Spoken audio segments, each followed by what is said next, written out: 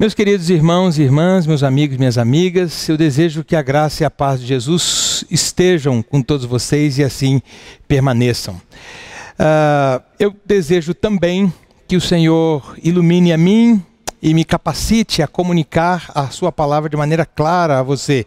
E desejo que essa mesma iluminação do Espírito Santo de Deus esteja sobre você para receber essa palavra como um presente de Deus para a edificação da sua vida e a edificação das suas relações familiares. Eu gostaria de começar esta mensagem me reportando a uma história que a Bíblia conta. Essa história é uma linda e conflituosa história de amor. Os personagens principais dessa história são Jacó, Raquel e Lia. É uma história tão contundente e eu diria tão famosa que chegou a inspirar o grande poeta português Luís Vaz de Camões. Ele então compôs um soneto que eu passo a recitar aqui para vocês. 7 anos de pastor, Jacó servia Labão, pai de Raquel, serrana bela. Mas não servia ao pai, servia a ela, e a ela só por prêmio pretendia. Os dias na esperança de um só dia passava contentando-se com vê-la. Porém o pai, usando de cautela, em lugar de Raquel, lhe dava Lia. Vendo o triste pastor que com enganos a si fora negada a sua pastora, como se a não tivera merecida, começa de servir outros 7 anos, dizendo: mais servira, se não fosse para tão longo amor, tão curta vida. Muitas pessoas, quando ouvem palavras como esta, ou estas, melhor dizendo, ou declarações como estas, costumam dizer o seguinte: muito bonito, pena que não é verdade. Se de fato existe amor, basta se casar para destruir o amor. As pessoas que pensam assim não acreditam que o amor possa ser ao mesmo tempo duradouro e verdadeiro. Se é verdadeiro, não será duradouro. Se tem sido duradouro, é fato inconteste que ele não é verdadeiro. Pois bem, o filósofo dinamarquês Søren Kierkegaard tem uma afirmação muito interessante que se contrapõe muito bem e precisamente a essa ideia. Ele diz o seguinte: a união conjugal, longe de tirar a beleza do amor, consagra-o, enobrece-o. E eu concordo plenamente com ele. O casamento foi uma ideia de Deus. O casamento foi uma criação de Deus. E tudo que Deus idealizou e criou é bom. Aliás, eu diria, é muito bom.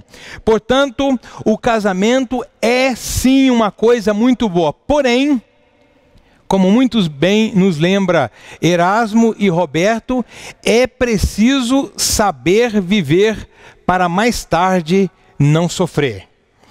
E isso me lembra, na verdade me reporta a uma história que o Senhor Jesus contou. O Senhor Jesus, quando estava terminando o Sermão da Montanha, em Mateus capítulo 7, ele faz uma comparação entre 2 tipos de pessoas. Ele diz algo assim: as pessoas que ouvem estas minhas palavras e as praticam, são semelhantes a um homem que construiu a sua casa sobre a rocha. Então caíram as chuvas, transbordaram os rios, sopraram os ventos e deram com ímpeto contra aquela casa. Mas ela permaneceu de pé, porque tinha os seus alicerces na rocha. Porém, as pessoas que ouvem estas minhas palavras e não as praticam, são semelhantes a um homem imprudente que edificou a sua casa sobre a areia. E então caíram as chuvas, transbordaram os rios, sopraram os ventos e deram com ímpeto contra aquela casa. E ela caiu, e foi grande a sua ruína, porque os seus alicerces não estavam na rocha. Muito bem. O que isso tem a ver com casamento? O que essa história tem a ver com casamento?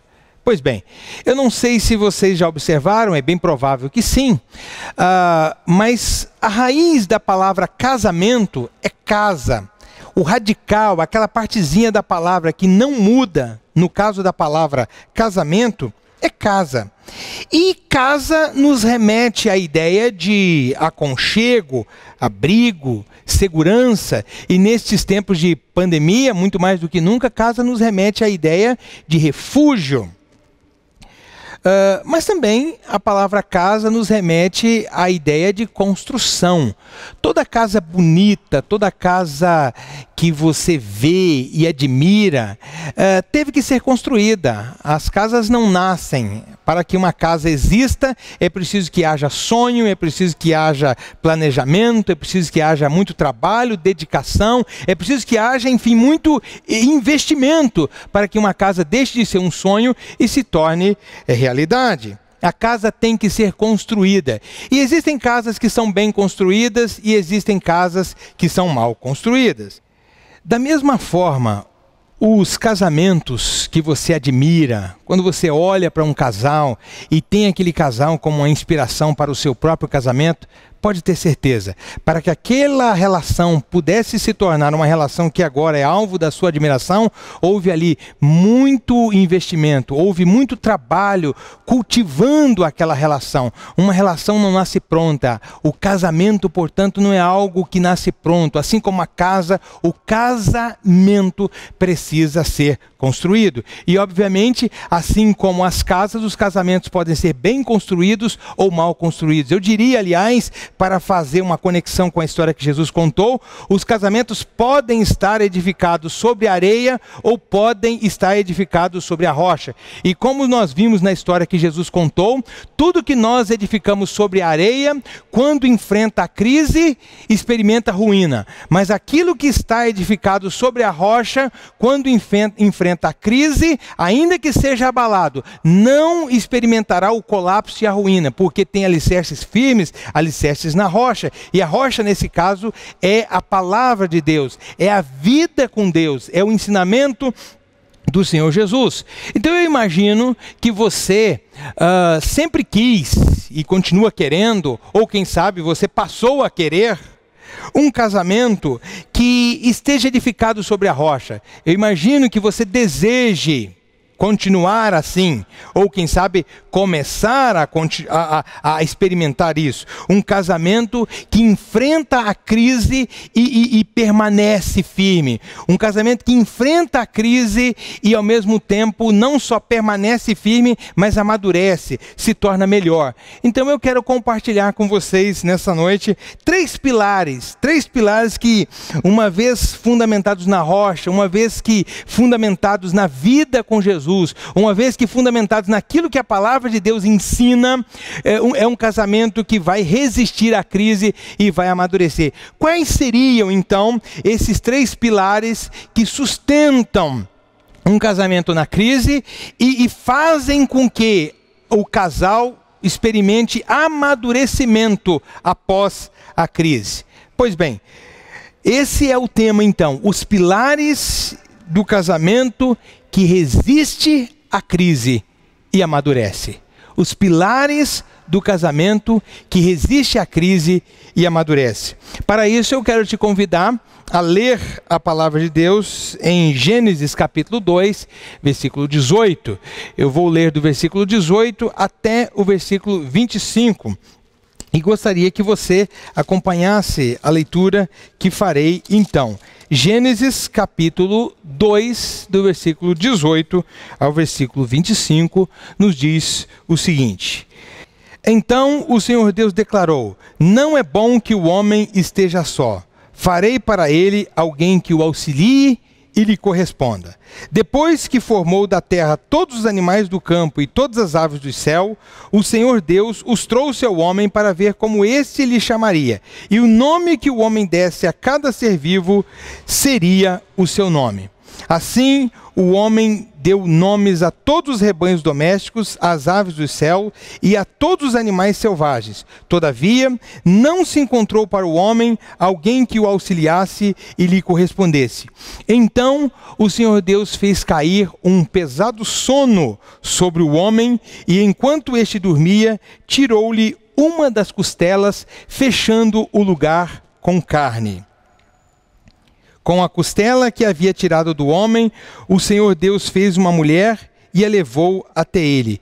Disse então o homem: esta sim é osso dos meus ossos e carne da minha carne. Ela será chamada mulher, porque do homem foi tirada.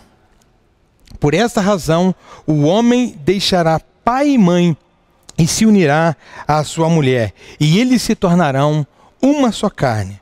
Homem e mulher viviam nus e não sentiam vergonha. Amém. Que Deus nos abençoe e nos edifique a partir da sua palavra.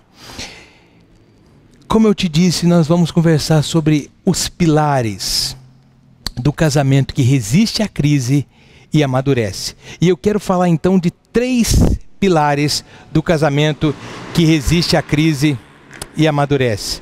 E o primeiro pilar é esse: respeito. O primeiro pilar do casamento que resiste à crise e amadurece é o respeito. A gente pode se perguntar: como as pessoas podem permanecer juntas por décadas, e algumas delas, depois de 5, 6 décadas, continuam se amando, e se amando muito mais do que quando se conheceram? Como é que as pessoas podem atravessar décadas juntas e continuarem se amando, se elas são pessoas tão diferentes, com experiências tão diferentes, que vieram de famílias tão diferentes, com experiências tão diferentes, com dotes, com qualidades e dificuldades, fragilidades tão diversas? Como é que elas podem permanecer juntas? A resposta é o respeito. O antídoto de Deus para que nós possamos vencer as nossas diferenças, especialmente nas relações conjugais, é o respeito. Mas você já se perguntou o que significa respeito? O que significa respeito? Muito bem, se buscarmos a origem da palavra respeito, nós vamos descobrir que ela vem do latim e é uma palavra que significa literalmente olhar para. Isso mesmo. Pode surpreender, mas respeitar significa olhar para. Isto é, podemos atualizar o significado aqui. Respeitar significa ou tem a ver com a nossa capacidade de ver uma pessoa tal como ela é, olhar para uma pessoa tal como ela é e aceitá-la tal como ela é. Porque, convenhamos, não dá para aceitar uma pessoa do jeito que ela não é. Eu só posso aceitar uma pessoa do jeito que ela é. E para aceitar uma pessoa do jeito que ela é, eu preciso de respeito. Isso é respeito. Essa capacidade de olhar para alguém, enxergar essa pessoa como ela é e então aceitá-la. Porque esse é o único jeito de aceitá-la. Quando nós abrimos a Bíblia, especialmente nesse texto que eu li, Gênesis capítulo 2, versículo 22 e 23, é dito a nós que Deus fez uma mulher, ou fez a mulher, e trouxe a mulher ao homem. O homem então olhou para a mulher e disse o seguinte: esta sim é osso dos meus ossos e carne da minha carne. Esta sim é osso dos meus ossos e carne da minha carne. Essa exclamação do homem foi uma exclamação gigantesca, foi uma exclamação cheia de entusiasmo. Mas essa exclamação nasceu, e você pode visualizar a cena junto comigo, quando ele olhou para a mulher, quando ele olhou para ela, então ele disse: esta sim é osso dos meus ossos e carne da minha carne. Esse ato de olhar para o outro e perceber que o outro é alguém como eu, e sendo alguém como eu, tem qualidades e defeitos, essa capacidade de enxergar o outro tal como ele é e aceitá-lo, é que nós chamamos de respeito. O homem olhou para a mulher e a aceitou, isto é, a respeitou como um ser diferente dele. Aceitar só é possível quando eu aceito o outro como ele é. E o outro, por definição, é diferente de mim. Quando faço isso, eu estou praticando o respeito. Uma forma muito comum de desrespeito, ou uma forma muito comum de desrespeitar o outro, é criar expectativas falsas sobre ele. E isso pode acontecer nos casamentos. Aliás, isso é muito comum acontecer no casamento. Quando a pessoa se casa, ela se casa cheia de expectativas. E na medida que o tempo vai passando, ela percebe que essas expectativas não são supridas, ou não foram supridas e não serão supridas. Então muitas pessoas ficam frustradas, porque na verdade, embora elas tenham se casado com uma pessoa real, elas têm uma pessoa ideal na cabeça. E aí aquilo que a Bíblia diz, os dois se casarão e se tornarão uma só carne, nunca pode acontecer. Porque, veja, na matemática de Deus, 1 mais 1 formam 1. Mas, em alguns casamentos, por causa das expectativas criadas, 1 mais 1 forma 3. Porque esta pessoa se casou com esta pessoa, mas esta pessoa tem uma pessoa ideal na sua cabeça. Essa pessoa real é idealizada na cabeça dessa pessoa. Mas aí tem alguns casamentos que 1 mais 1 se tornam 4, porque essas duas pessoas reais se casaram, mas essas duas pessoas reais têm mais duas pessoas ideais na cabeça. Essa mulher idealiza esse homem, e esse homem idealiza essa mulher. Então, isso não vai dar certo, não vai dar certo, porque na medida que eu tenho expectativas e demando que essas expectativas sejam supridas, necessariamente, eu vou desrespeitar o outro.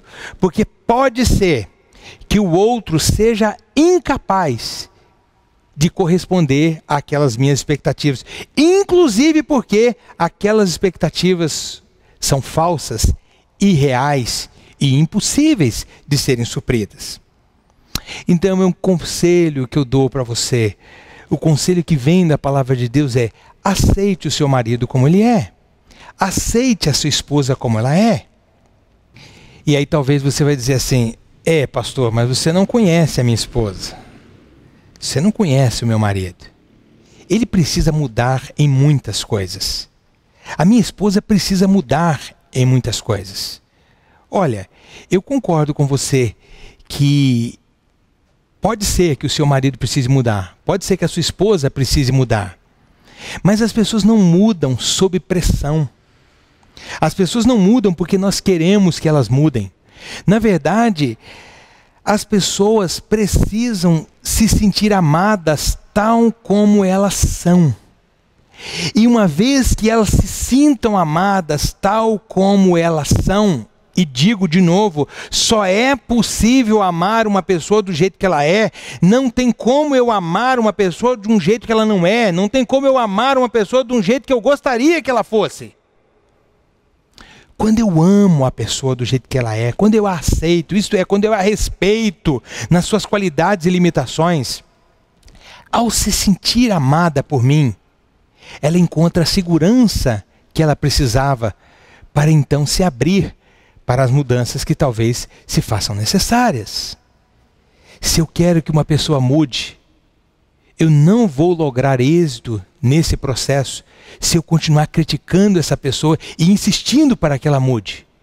Eu preciso pedir a Deus a capacidade de amar essa pessoa. E amar não é meramente sentir coisas boas. Amar é buscar o bem do outro. E, no caso do casamento, buscar o bem do outro antes e acima do meu bem, se preciso for. Quando essa pessoa se sente amada por mim dessa forma, eu criei, então, na relação com ela, o contexto seguro para que as mudanças que se fazem necessárias possam acontecer. Um outro jeito de desrespeitar o cônjuge é quando nós não prestamos atenção no nosso tom de voz e no volume da nossa fala. Você pode dizer para alguém assim: mas você é um idiota mesmo, né? E isso significa uma coisa. E você pode dizer: mas você é um idiota mesmo. E isso significa outra coisa. O tom da voz e o volume da voz são muito importantes no que se refere ao respeito na relação conjugal. Antes de você falar, a palavra serve a você, mas depois que você fala, você se torna servo daquilo que você falou. E pode ser que, a depender do tom com o qual você falou e o volume com o qual você falou, pode ser tarde demais para recuperar o equilíbrio da relação. Eu costumo ilustrar isso com uma pergunta. E a pergunta é o seguinte: por que as pessoas gritam umas com as outras? Em especial, por que os cônjuges gritam uns com os outros? A minha hipótese é a seguinte: as pessoas gritam porque os seus corações estão distantes. As pessoas gritam porque os seus corações estão distantes.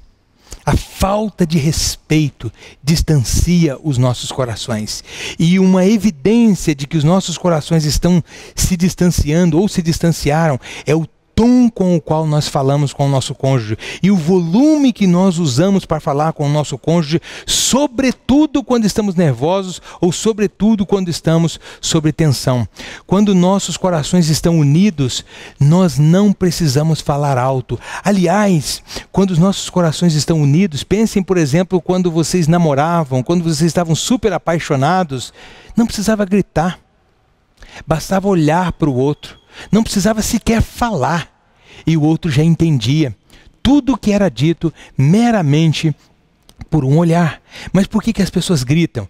As pessoas gritam porque agora há uma grande distância entre elas. Então precisa gritar para que a mensagem possa atravessar um grande vazio até chegar no coração do outro. Só que não é isso que acontece. Quanto mais eu não presto atenção no tom de voz, às vezes o volume até que é natural, mas ele pode ser um tom tão sarcástico, que ele vai afastando o coração. E se eu grito, então, pior ainda. Então, duas formas de desrespeito é o tom e o volume da voz, e a criação de falsas expectativas sobre o meu marido, sobre a minha esposa.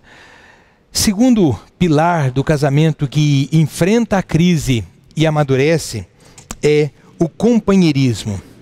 O companheirismo. A palavra companheiro também vem do latim e ela é formada por duas palavras latinas, cum e panis. Cum significa juntos e panis significa pão. Portanto, companheiro é aquele que divide o pão. Companheiro é aquele que divide o pão.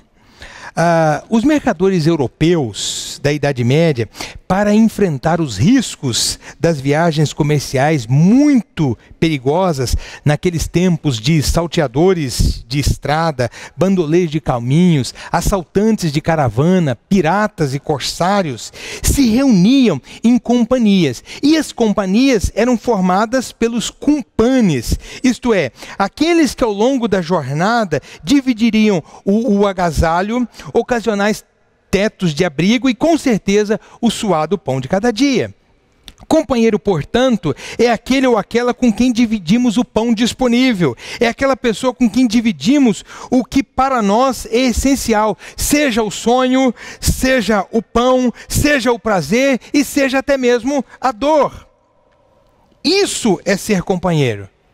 E aí você pode perguntar, e o que é companheirismo? Companheirismo é a disposição de fazer isso com a mesma pessoa ao longo de toda a vida. O casamento é o melhor tipo de relacionamento para construirmos e provarmos companheirismo. É isso que a Bíblia nos ensina nesse texto que eu li agora há pouco. Gênesis capítulo 2, versículo 21 e 22 também registra que a mulher foi formada a partir da costela de Adão. E isso é algo muito precioso, porque ao dizer isso, o livro do Gênesis está dizendo que a origem de Adão aconteceu a partir do pó da terra. Porém, a origem de Eva acontece a partir de uma costela de Adão. O homem vem do pó, mas a mulher vem da costela de Adão. E aí, antes que alguém me acuse de machismo ou qualquer coisa do gênero, deixe-me esclarecer para você o que o texto quer dizer para nós com isso. Essa afirmação é uma metáfora para significar que a mulher não foi tirada da cabeça do homem, de uma parte da cabeça, para que ela pudesse governar o homem. Mas também ela não foi tirada do pé, de uma parte do pé, para que ela pudesse ser pisada pelo homem, para que ela pudesse ficar em segundo plano em relação ao homem. Não, a mulher foi tirada de uma costela, e eu diria que essa costela é uma costela do lado do coração, para que ela pudesse ser vista pelo homem como a sua companheira. Veja, ela foi tirada de uma parte que fica ao seu lado. E a partir de algo que foi tirado do seu lado, eu fiz a mulher, justamente para que ela esteja ao seu lado e seja a sua companheira. Então, o primeiro pilar para que o casamento possa enfrentar a crise e amadurecer é o respeito. O segundo pilar é o companheirismo.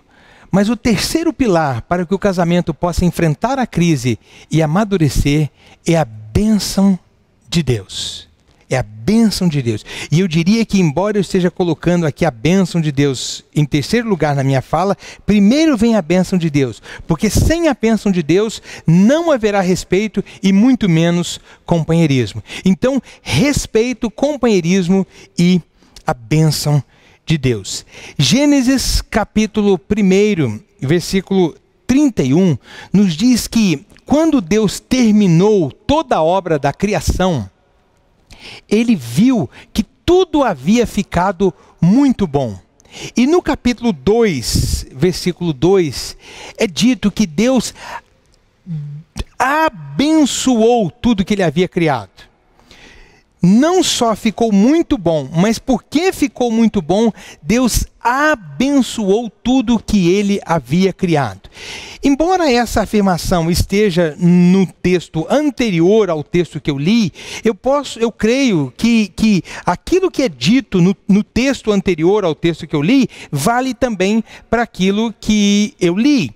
Ou seja, se as árvores, os peixes, os animais, ao olhar para isso depois de sua criação, Deus pôde dizer que era algo muito bom o que ele tinha feito, eu penso que também, embora não esteja dito explicitamente no texto, que quando Deus criou o homem e a mulher, dentro dele estava a satisfação de olhar para aquilo que ele havia criado e então poder afirmar para si mesmo: isso ficou muito bom. Isso é muito bom. Pois bem, bênção de Deus. Isso é fundamental para que um casamento enfrente a crise e amadureça. Mas você já parou para significar, para prestar atenção, melhor dizendo, no significado da palavra bênção? Ou mais especificamente, abençoar? Abençoar, e portanto bênção, significa injetar o bem. Abençoar literalmente significa isso, injetar o bem. Portanto, uma pessoa abençoada é aquela em quem Deus injeta o bem. Isso é uma pessoa abençoada. Na medida em que você aprende a se relacionar com Deus e amadurece nesse relacionamento com Ele, você descobre que Deus está interessado em injetar o bem na sua vida e de maneira incondicional. Isso significa dizer que a bênção de Deus não é dada a nós por merecimento, e sim por contato. Eu posso ilustrar isso da seguinte maneira: quando você entra num rio, por exemplo, você não se molha na água do rio por merecimento. Você se molha por contato. As pessoas que se molham na água de um rio não se molham por merecimento, se molham por contato. Isso serve para ilustrar a bênção de Deus em nossa vida. Nós estamos imersos na bênção de Deus. O nome que a Bíblia dá para essa bênção fundamental de Deus é a graça. Assim como o peixe está imerso na água do mar, nós estamos imersos nessa grande bênção de Deus que é a sua graça. E eu não absorvo essa bênção de Deus, essa graça de Deus na minha vida por merecimento. Eu absorvo, eu recebo isso na minha vida por contato. Quando você aprende a se relacionar com Deus, repito, e você se expõe a Deus, se abre para Deus, você amplia o seu contato com Deus, você abre o caminho então para que Deus faça aquilo que Ele sempre quis fazer, que é injetar a bênção na sua vida, que é injetar o bem na sua vida. E quando Deus injeta o bem na minha vida, eu posso injetar o bem na vida do outro, porque eu não posso dar aquilo que eu não tenho. Um casamento abençoado é aquele em que eu estou injetando o bem na vida da minha esposa. Um casamento abençoado é aquele em que eu estou injetando o bem na vida do meu marido. Mas eu não posso dar aquilo que eu não tenho. E o bem que o meu marido precisa, o bem que a minha esposa precisa, é o bem que vem de Deus. E há muito do bem que vem de Deus que Ele quer injetar na vida do meu cônjuge através da minha vida. Em outras palavras, Deus quer abençoar o meu cônjuge através da minha vida. Na medida que você é abençoado, na medida em que você é abençoada, você pode se tornar um abençoador. No contexto do casamento, meus queridos amigos e amigas, meus irmãos, minhas irmãs, depois de algum tempo construindo um casamento sobre os pilares do respeito, do companheirismo e da bênção de Deus, você pode dizer ao seu cônjuge de maneira muito convicta e de maneira muito profunda: olha, depois de todos esses anos juntos, eu posso dizer a você, ninguém nesse mundo injetou tanto bem na minha vida como você. Muitas pessoas foram usadas por Deus para injetar o bem na minha vida, para me abençoar, portanto. Mas eu sou muito grato a Deus por conviver com você. E ninguém nesse mundo injetou tanto bem na minha vida quanto você o fez. É um privilégio poder dizer isso para a pessoa com quem nós estamos casados. É claro que leva um certo tempo até nós podermos dizer isso. Mas eu rogo a Deus para que você tenha uma história longa o suficiente a ponto de poder dizer isso. E eu agradeço a Deus porque eu conheço muitas pessoas, algumas das quais estou me dirigindo agora, certamente, que podem dizer isso para o seu cônjuge. Eu tenho certeza que vocês querem um casamento abençoado, um casamento no qual Deus está injetando o bem de maneira incondicional, constante e abrangente. Quem não quer isso? Então eu preciso advertir você de uma coisa muito importante. A bênção não é uma coisa que eu possa dar a você. A bênção não é uma coisa que um pastor dá. A bênção não é uma coisa que um líder espiritual pode dar. A bênção não é uma coisa que uma pessoa que supostamente está mais próxima de Deus pode dar a você. A bênção tem a ver com um caminho. Em outras palavras, não tem como ser abençoado, não tem como ser abençoada se você não quiser andar no caminho da bênção. Só é possível que Deus injete o bem na minha vida na medida em que eu estou no caminho de Deus, caminhando junto com Deus e com o meu cônjuge. Mas você então poderia perguntar: qual é então, pastor Edson, o caminho da bênção? Qual é o caminho da bênção? Porque se esse caminho é o caminho ao longo do qual Deus injeta o bem supremo na minha vida, o bem que supre a sede mais profunda da minha alma, a qual eu não posso suprir em qualquer outro lugar, se o caminho da bênção é esse caminho, eu quero esse caminho. Mas como é que eu posso encontrar esse caminho? É mais simples do que você imagina. O caminho da bênção é seguir Jesus. As pessoas abençoadas são as pessoas que estão aprendendo a seguir Jesus. São as pessoas que decidiram seguir Jesus. Muitas vezes as pessoas dizem assim para mim, que legal que você é pastor. Hoje em dia já não dizem muito mais, com muita frequência isso, mas diziam até bem pouco tempo atrás, você é tão jovem, você é pastor, que legal que você é pastor, ajudando as pessoas a buscarem uma religião, porque todas as pessoas precisam de uma religião. Geralmente eu corrijo as pessoas dizendo assim, nós não precisamos de religião. Aliás, quanto menos religião, melhor, porque a religião escraviza as pessoas. O que nós precisamos é de Jesus. Nós precisamos é de Jesus. Se você quer, portanto, o caminho da bênção, é preciso seguir Jesus, porque embora a religião escravize, Jesus nos liberta. Mas como é que eu sigo Jesus?